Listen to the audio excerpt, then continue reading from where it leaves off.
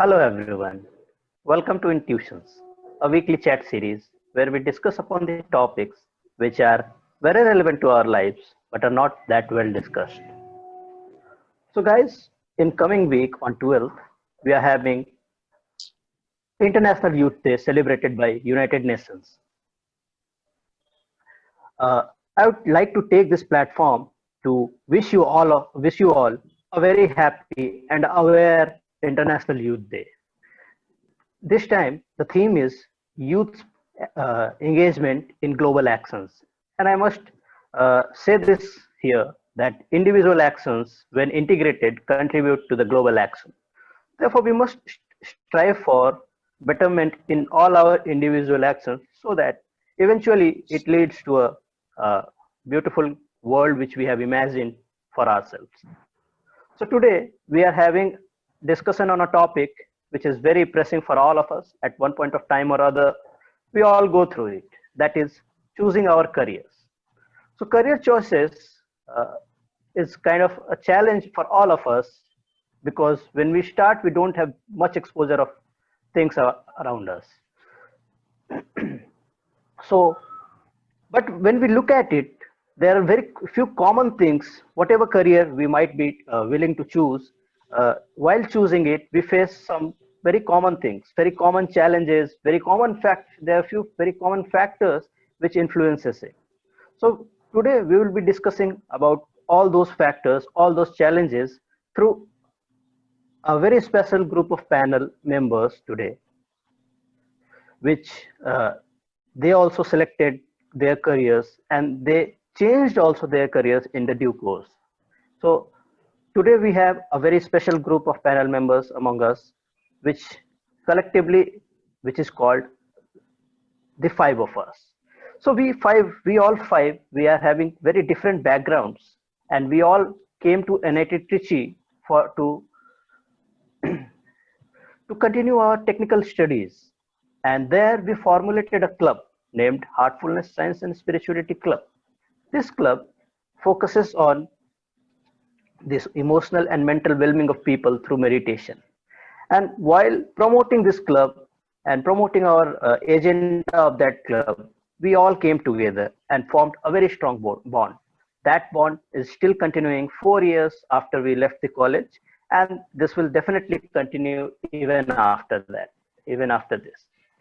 So, uh, this we five people, after completing our colleges, were placed in very reputed companies as engineers. But if you look at it, look at us now, we all five are in different fields, trying to do our contribution there.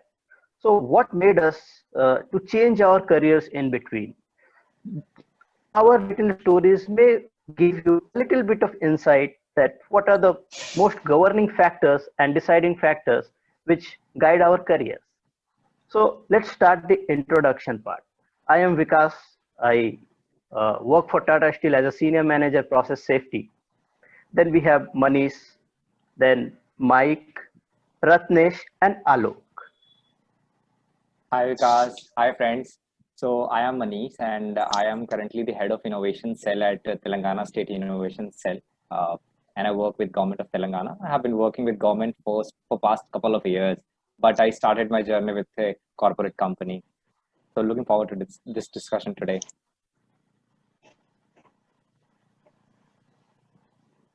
I'm Mike again. Mike is in Arunachal. I've I'm working with railways as a probationary officer right now, and before that, I have worked a year with with Arunachal State Government as an assistant engineer in the Public Works Department. And before that, I have some experience of working with Larsen and Toubro, which is a construction company. That's about my career, and we'll be talking more about this topic, and also many more things. I'm sure many more things will be discussed.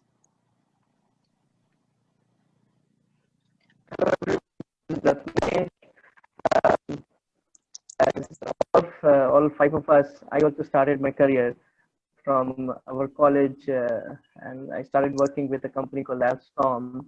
which was mainly in the railway domain. I worked for 1.5 years, and then later I shifted my career to a very much uh, precious metals and commodity businesses with a family background, as well as a few startups that I run across.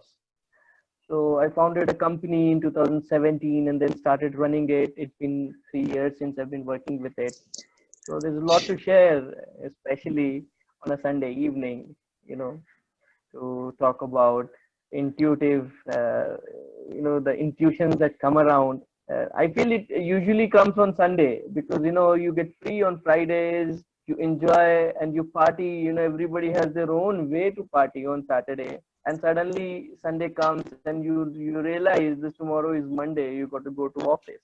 Right? It happened to me a lot while I was working in Bangalore. So Sunday evening is something where you'll sit and decide that, hey, tomorrow we need to go to office. Okay, why don't I do something else? If there is even an iota of dissatisfaction, your Sunday evening will become a very intuitive evening.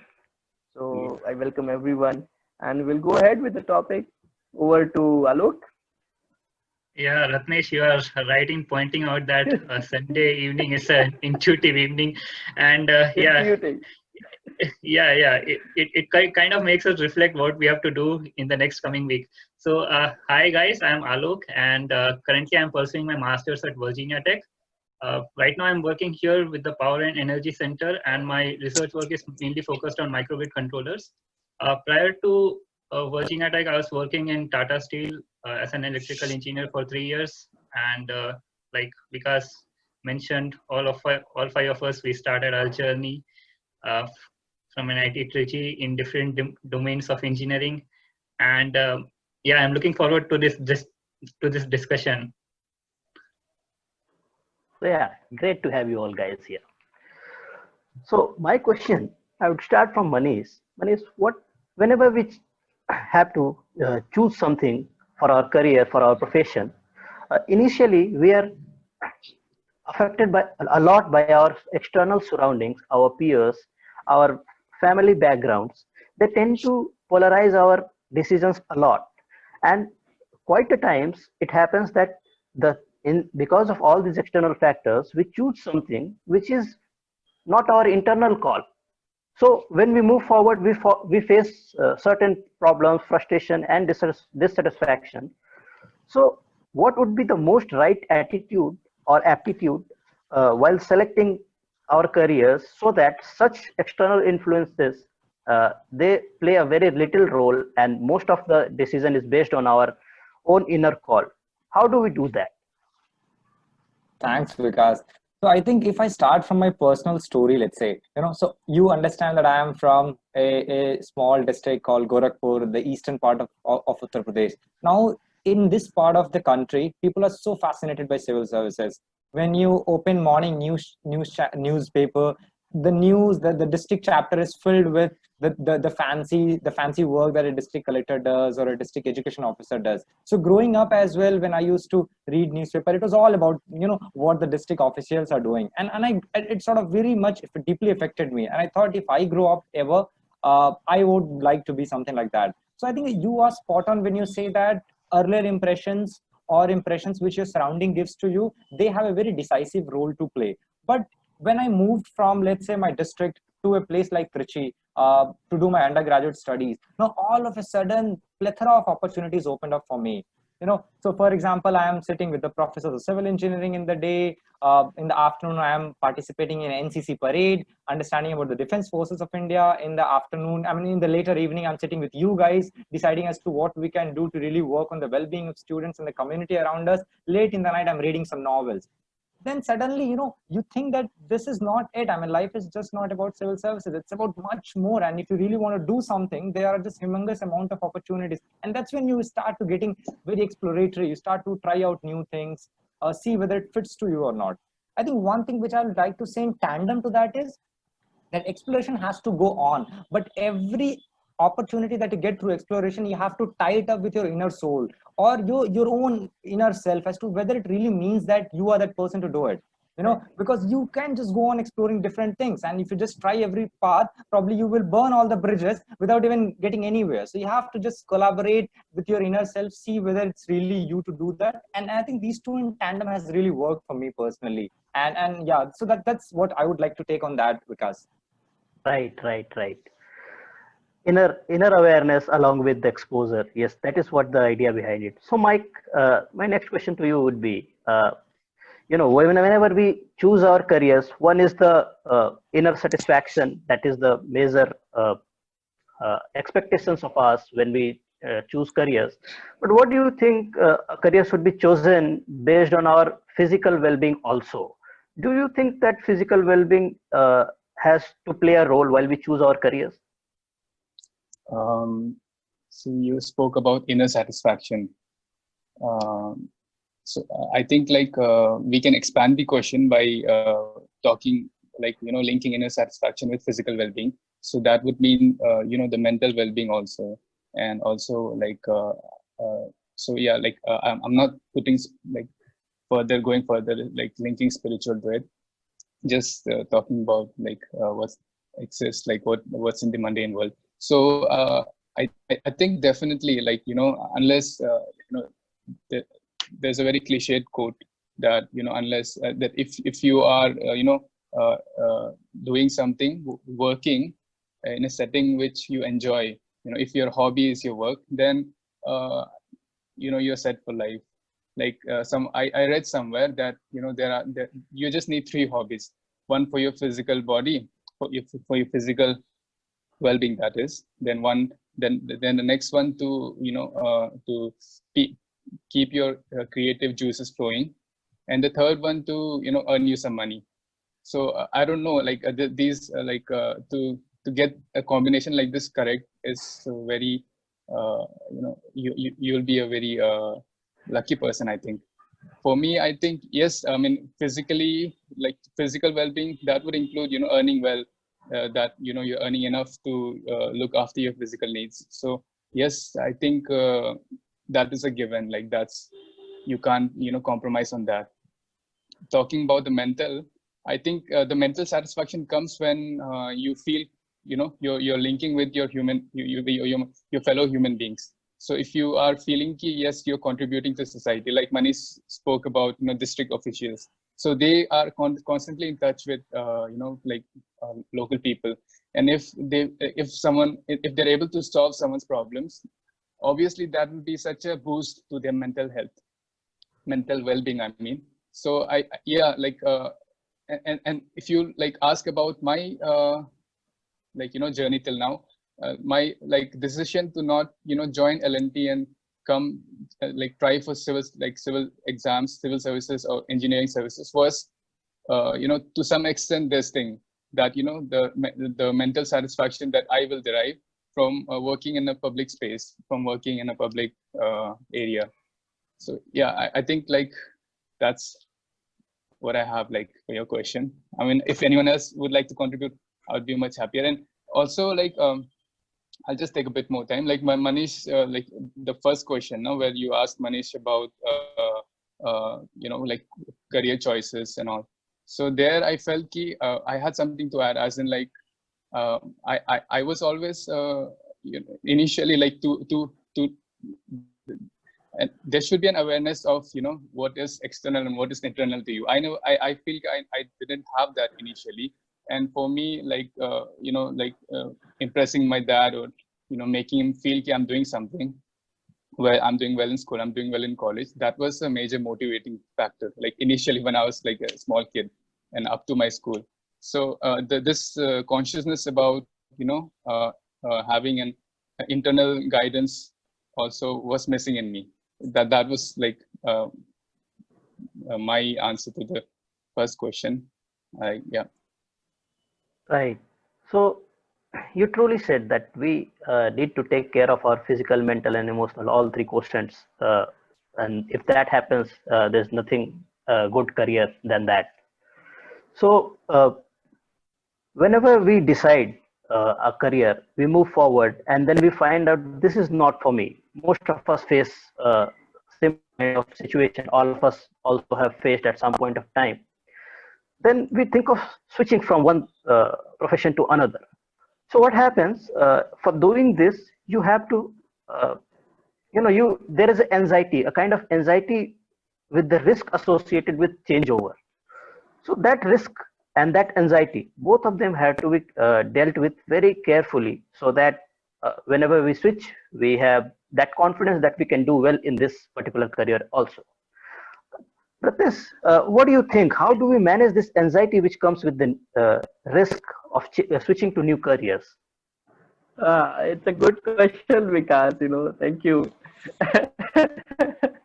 I have faced it a lot, and I've been facing it because to start with, to come back to your first question of Manish, I will take this after this. Even for me, my father's one of the best friends, son, got into IIT, and he studied a lot. He went to Kota. He did his engineering preparation. That excited my dad so much. He was like, "यार बेटा तुम्हें भी बेटा तुम्हें भी IIT में जाना है." A kid, you also need to go to an IIT because IIT will fetch you reputation, respect, and a lot of money. Because we are business class people, business standard people, so we only look up behind of money. How much package do you get? How much package did he get? वो शर्मा जी का बेटा क्या मिला, इसका क्या मिला? The neighbor's son. So I had this impression that, okay, he got into an IIT and my dad wants me to get into IIT. So I also started studying. I started studying like anything. I studied, prepared, did a very hard work. And I even made it to an NIT, let's say. So at that moment of time, that was uh, the epic thing I have done. That's the best thing I have done. But then in college, I realized things are far more different and far more versatile and volatile, as Manish said. And then later, we came to conclusion. Okay, what exactly do you need to do? So I got this inner feeling of doing something for my nation. So it's more about the neti wala prodigy. So you need to deny things. Okay, there are 20 things in front of me. I don't start with what to take first. Rather, I go by what not to do. Okay. My uncle wanted me to become a bureaucrat. बहुत अच्छा पढ़ता है, IAS निकालेगा. He should become an IAS. He is so good at studies.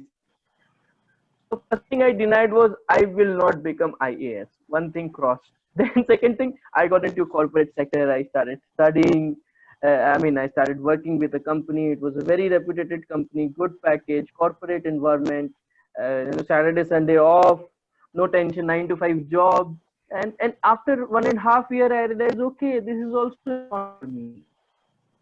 I said, mental when the creative juices did not flow. So I again denied it and switched over again. Then I started my own business, my own company. Now, when I started my own company, things uh, started changing. It gave me a feeling that I'm able to create impacts on people's life. Right now I have 13 to 14 staff working with me, and when I see their life is solely dependent on me, then I see, okay, one iota part of an economy is somewhere dependent on what decisions I make, and somewhere I'm able to serve my country very minimal, rather, but in a very in a way which can really be a pillar, maybe few years down the line, at least in my local environment for an economy and finance. So to do all this required a big time risk management. It was a risky affair, because it was a very risky affair. When I gave my papers in Alstom, uh, it was very difficult time. 3 months, hell of life. What kept me going was constant and very uh, deep connection with my own inner self, which motivated me. I genuinely feel that motivation should come from within. It should not come from outside. As long as it is outside, and you execute, you run behind something that has come from outside, you will not be very much satisfied no matter what you get. You may get into IIT, you may become an IAS, and still you will not be uh, uh, very much satisfied with it. So you really need to connect with yourself, the inner self, and that inner self, gives you courage. As you said, I wanted to speak about this also. I'm involved deeply in this meditation practice, and I've been uh, involved from 2010, and I've been also training people on meditation from 2014. So what I feel, when those times came of risk, when I'm switching radical change, from a corporate sector to a niche market uh, business market, and you really go into the deep down on the ground and start working something, building something from scratch. That's all you need. Every time I would sit on meditation, my meditation used to be so smooth before, but at these times, whenever I close my eyes, I would get this, flood of motivation, flood of courage, something that came from within, and that made me to take decisions, and that came from within, from my inside. And then I had the courage to make a very radical and risky decision. And since it was from my within and not from external, I'm able to take it up, and I'm able to cope up with the environment, business environment. So in a nutshell, what I'm trying to convey, Vikas bhai, is, the driving force matters a lot. What is driving a change? What is driving uh, your decision making? When it is from within, it'll definitely help you to flourish further in life. That is all I think I can Yes. say for your question. It's a very difficult question, huh? I had to answer. Not good on your part. So, Okay. yes, you have correctly said that inner motivation help us to not to focus on the risks, but the rewards which we are going to get once we take that risk. So, Absolutely. I know a lot of people, because just one more minute, who would like to become IAS officer, and they will be more inspired by the all the things that come along with a bureaucrat life, and they'll be inspired by it, and they'll start running behind it, and then they slag, they don't get success. They try hard, and even if they become IAS, they realize this is not for me. Where have I come? Just because of these external factors. So that is it. correct. Thank you. So, adding on to this particular topic, there is a risk. Because of that risk, we have anxiety, and that anxiety can only be overcome when we have focus on the rewards which we are going to get after doing this selection. So, but since we have no prior knowledge to this new field in which we are going to switch, whenever we have this leap of faith, there comes a period of struggle. Till the time we stabilize ourselves in this new field, we struggle a lot. So, Alok, please share your thoughts that how do we handle this period of struggle till the time we have not mastered this new career to which we have switched on? Okay. Yeah, Vikas. So that's again a good question, and I think everyone who has taken a job would have some relevant experience to it. So personally, I feel that like after we graduated and we got placed in Tata Steel, the first year of training was really great. Like we enjoyed a lot, but during the second year, when we were put on the field, and we were asked to execute whatever we've had learned back in our college and back in the training time. I found the practical world to be really challenging. I was supposed to handle a team of people who had actually built the plant, and I was there on the first day, standing on the shop floor and looking at things. Okay, what is this happening? What is this big plant? How are the systems working? So those are the times where it's very easy to get demotivated. Like you just look at a lot of things and you feel that, okay, will you be able to cope up with them? That's the question mark at that point of time. But I believe that it is important to just take a pause and understand that uh, we have done this before. Like, we have been doing this from the childhood. Like, every time, you know, uh, even In a when we playground. yeah, when we take the first steps, or let's say when we make a transition uh, from a 10 standard to 11 standard, where the levels are suddenly raised high. We have done it in the past, and it's just a matter of perseverance and working continuously. Uh, but even during that time, I think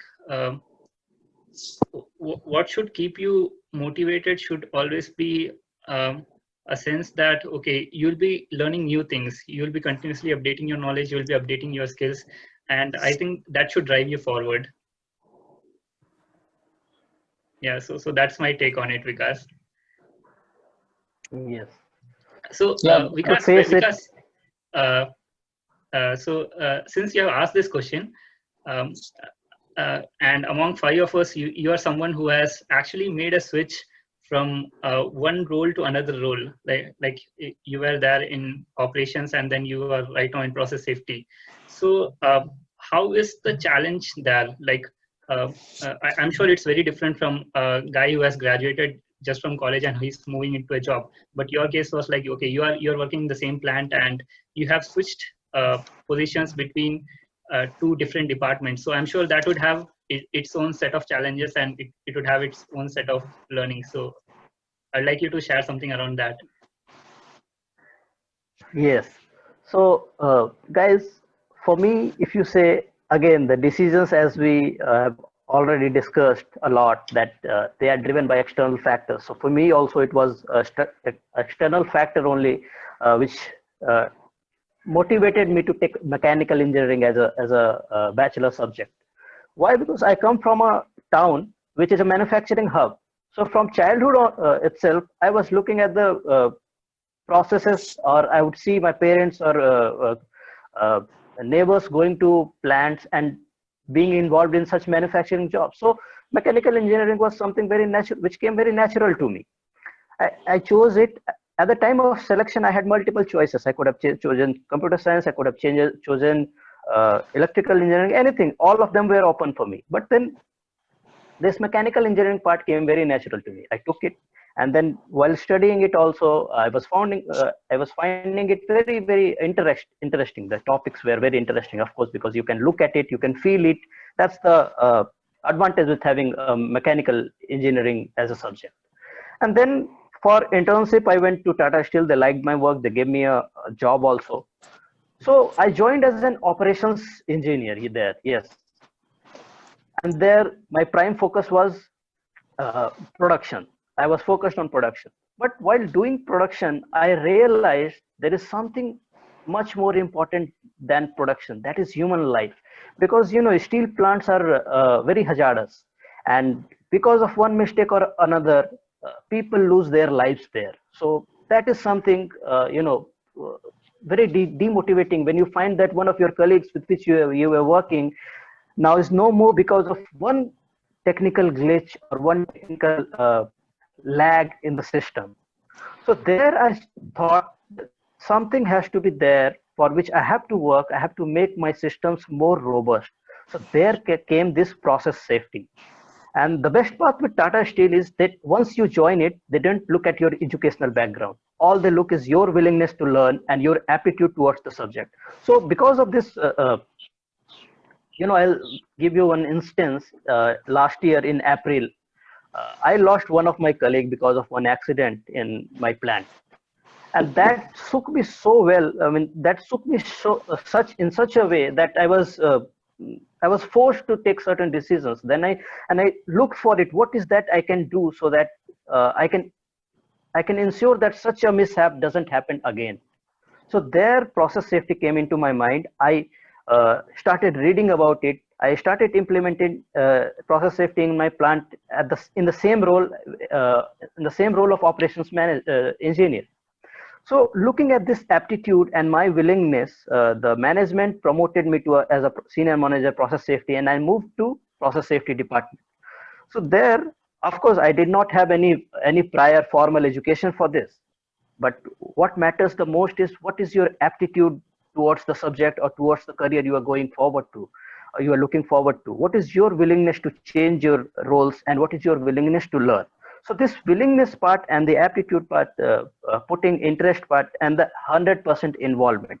These three, four keywords would, I think, summarize my movement in my career profession. So yes, uh, that would be it for the Alok. Yeah, that's a very beautiful answer, and I think all of us have been like when we talk about internal and external factors driving us, the internal factor, even if it is there, I think the willingness to learn helps us to utilize the external factors in a more better way, like the environment that you are placed in, the exposure you are getting. It's like transforming the inner motivation to something actually more tangible in terms of the results that you can give after, let's say, updating your skills or learning something new. So yeah, that's a I have great something to add response. here. Alok, I have Yeah. something to add here. Like, we are talking about willingness, and with keeping the external and internal factors as separately as two distinct things. But then, I already spoke about this a bit earlier. Like, and I'd like to pose this question to all of you now. Like, as a small kid, or even as a teenager, it's really difficult to know.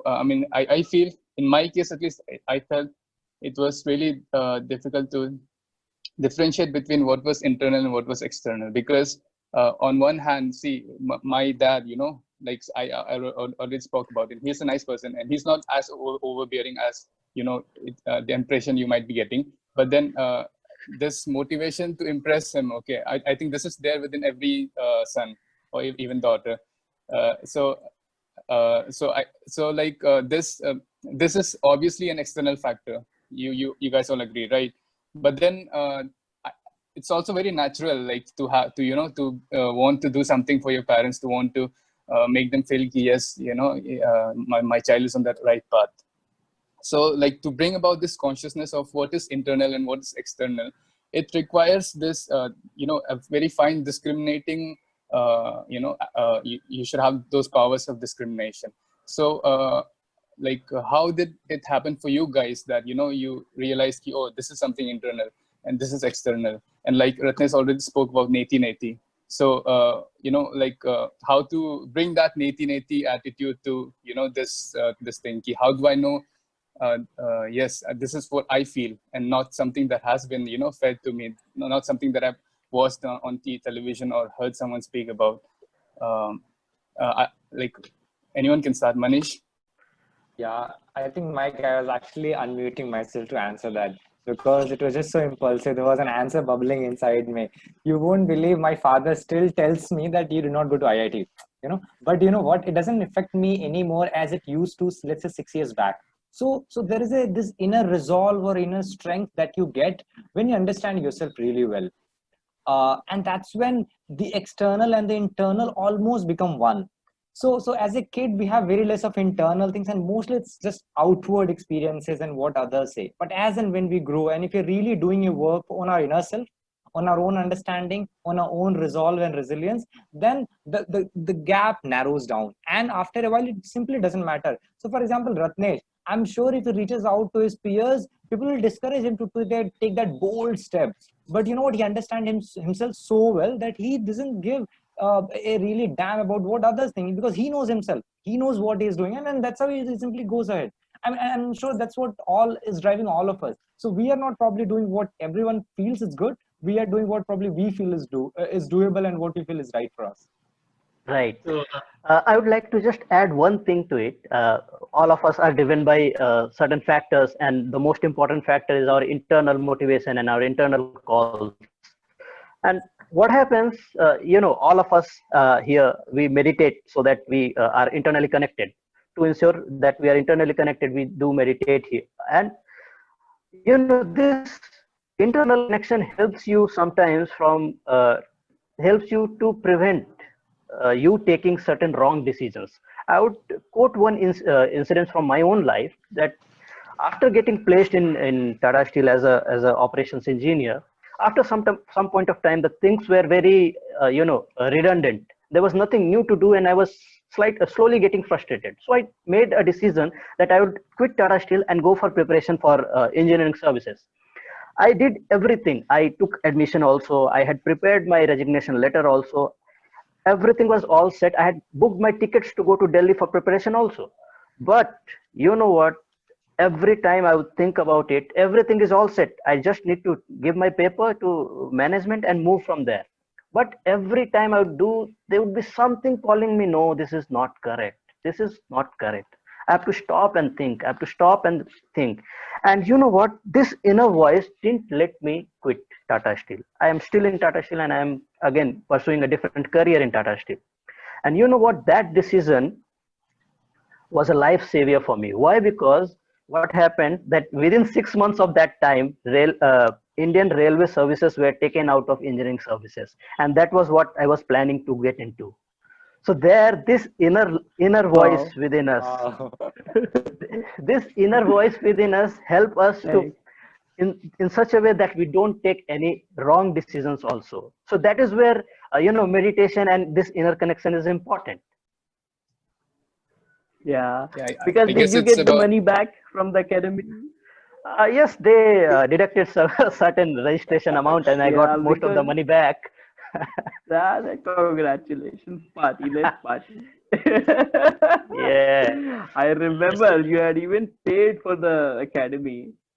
Yes. So this is, and also, you know what, Mike had raised a very important thing, how to know that this is internal call and this is external call.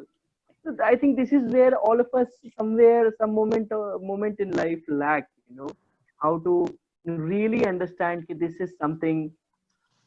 uh, this is something coming from within. And I think because by this can really help you when you're connected with yourself properly. What I mean by inside, you close your eyes, there's too much of noise, when there's too much of noise within, then you don't have a clarity in mind. So, I mean, there's this famous example of Buddha's life, he sends one of his this thing disciple to give him water, and while he goes to take water, he's his just on top of the river, and it is all muddy. So he comes back, he says water is muddy. Then again he takes, he again after some time he says please go again. So it happens in 2 3 times. The third time, fourth time when he goes, he sees, all he had to do was wait till the mud settled on ground and there was a clear water above. So he brought the water for the Buddha, and Buddha said, see, this is the learning for you. All you need to do is to wait, wait silently, patiently, and let the mud settle and have more of clarity within lot rather than a lot of noise and mud, in a nutshell. So these practices of meditation or any other related mental practices are very important, I guess, for all of us. I just wanted to answer my. Thank you. Yeah, Ratnesh, that's a very fantastic Yeah. thought. And though I have been knowing you guys from quite some time, I should say, but I believe that there have been different parts of your life that I was not aware of, and this was a really fruitful discussion. And personally, for me, and as well as for some of us, there would be some key takeaways. Like when I look back to all our stories, I found that there is one thing very common, and um, um, and that is connecting to our own selves, um, um, and like looking for suggestions from inside. And uh, among all the things that we have shared, whether it was in the fields of entrepreneurship, or whether it was a management position, or whether it was just about cracking some exam. I think there was some sense of inner guidance that was with us, helping us overcome our challenges. And that's the second thing. What I observed is that it is this inner guidance which actually helps us to utilize the external factors better. Like, unless you don't have an internal guidance, you might be presented with opportunities, but you just might not look into it. So that's one thing that happens. And the third thing which Ratnesh brought out was really beautiful. Like, there will be situations in our lives where things might not work out the way we want it to work out, like when things are really agitated. So at that point of time, it would be better to just pause for a while, allow things to settle, and connect within, and uh, like look through the water, like once the mud has settled. So Mike, now that you have got your answer, and we sort of converged to a point, it would be great if you can take us forward to this beautiful journey of meditation. So Yeah, definitely. Uh, yeah, Mike, go ahead.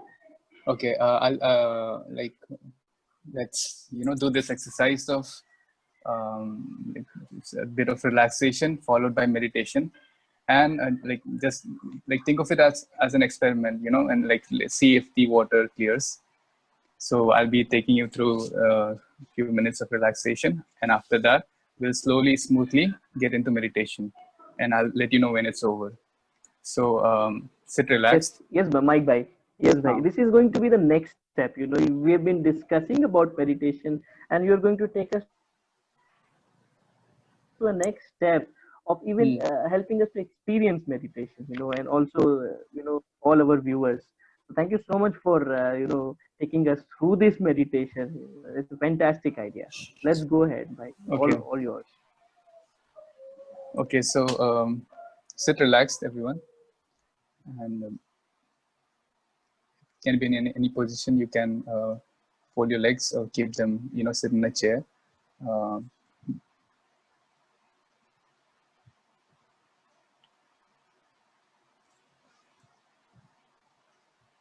Close your eyes and take a few breaths, like in and out.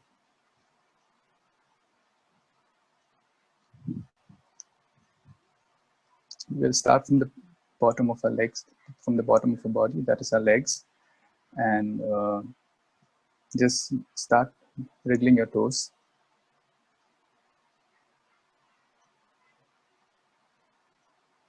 Feel the energy from earth, the cool effect on the sole of your feet.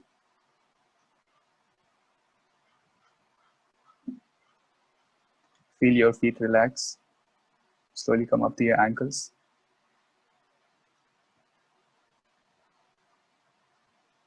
Feel that your lower foot is relaxed now.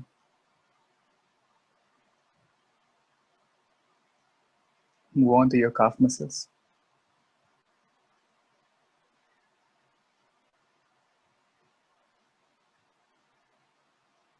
Feel your calf muscles relaxing. Your shins.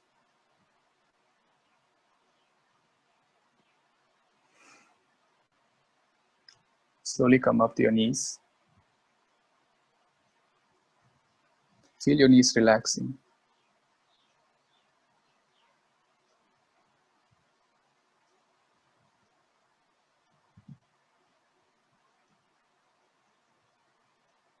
Move on to your thighs. Bring your attention there.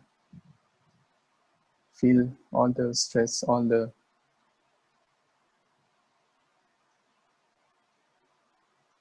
stress that is there to slowly be fading out.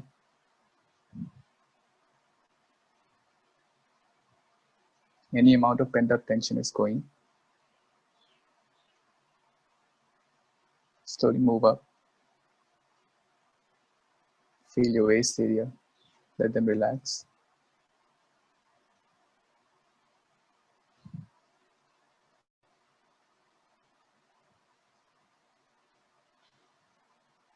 The lower back. That is where we store up a lot of stress. Feel them all go. Feel it all go.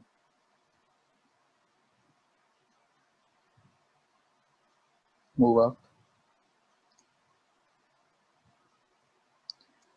Feel your stomach relax.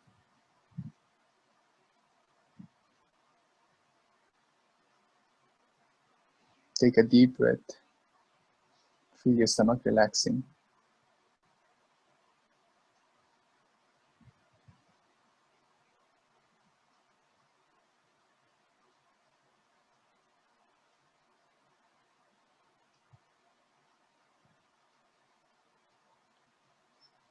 Slowly come up to your chest area. Feel it relaxing. Your upper back, your shoulders.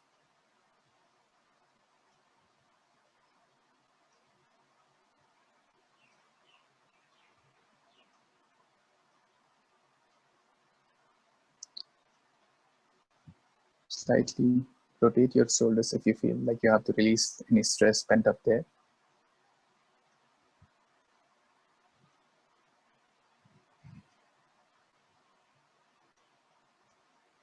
We'll move on to our arms now. Feel your biceps. Feel your biceps relaxing.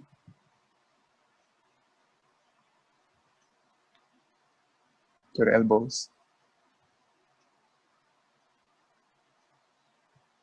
Your forearm.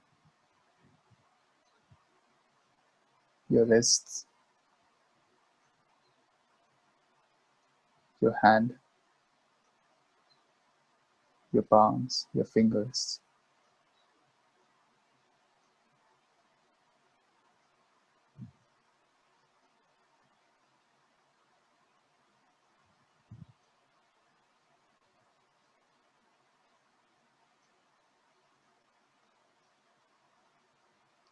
Feel that your whole hand, your all of your arms, both your hands, they're relaxed now.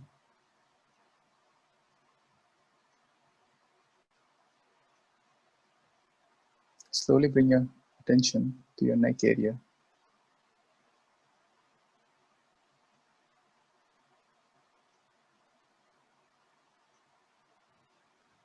Feel the stress, the tension there. Let it relax. Let it go.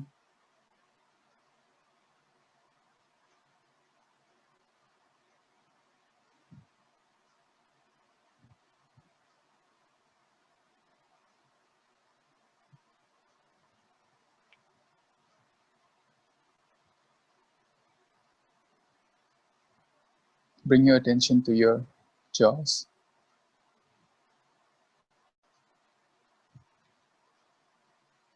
Let it relax.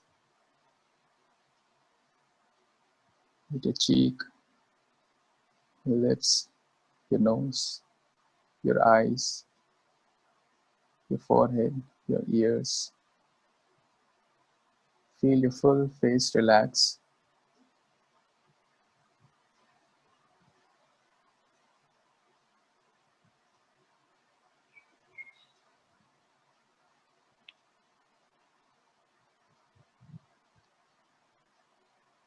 Slowly shift your attention to your head.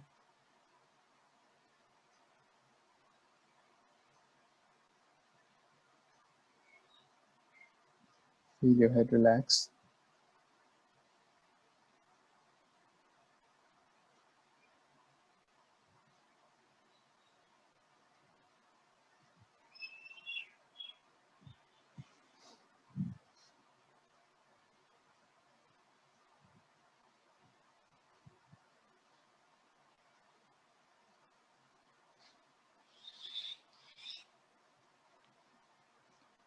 Feel that your whole head is relaxed now.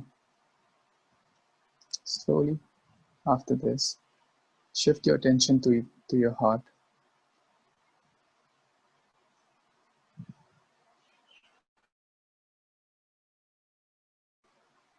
Be there.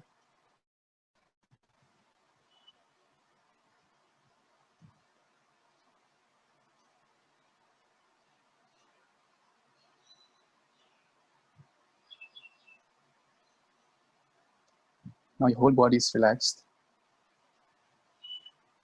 If you feel there's any part left out, if you feel there's stress in any part left, just visit that place. Bring your attention slowly towards it. Let that tension go. Let that stress go.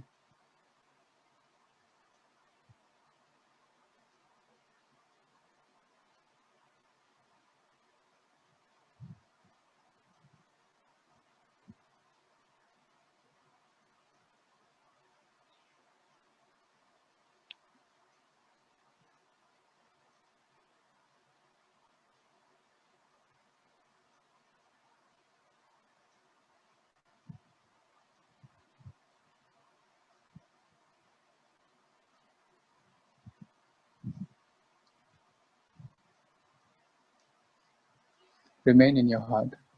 Remain attentive to how you're feeling.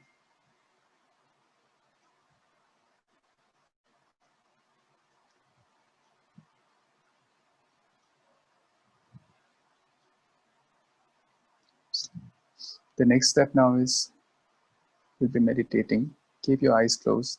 Remain in the same position. Remain in the same relaxed position, that is.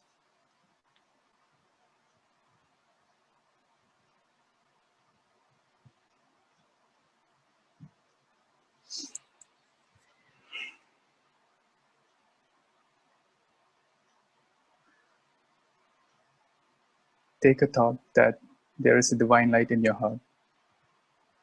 It is a supposition.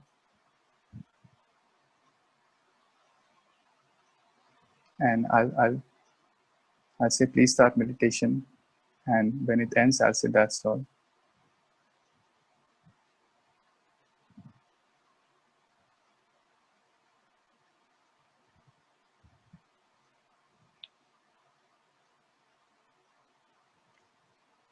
Please start meditation.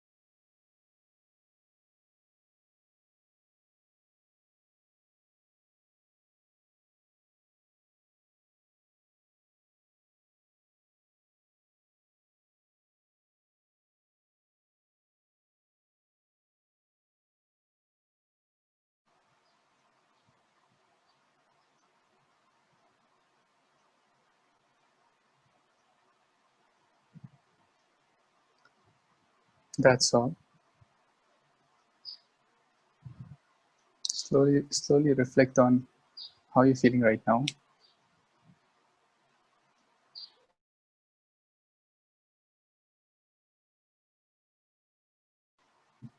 Retaining what you know what you might have got during the meditation. Yeah. Slowly open your eyes.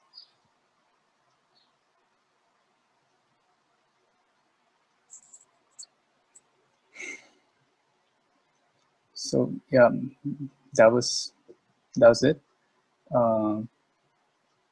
I guess I'd like to thank our viewers for listening to us, and there's so much left that could be covered, but yeah, I guess there's a paucity of time, and also it's not good for your eyes to be on the screen so long. So yeah, anyone else would like to add something?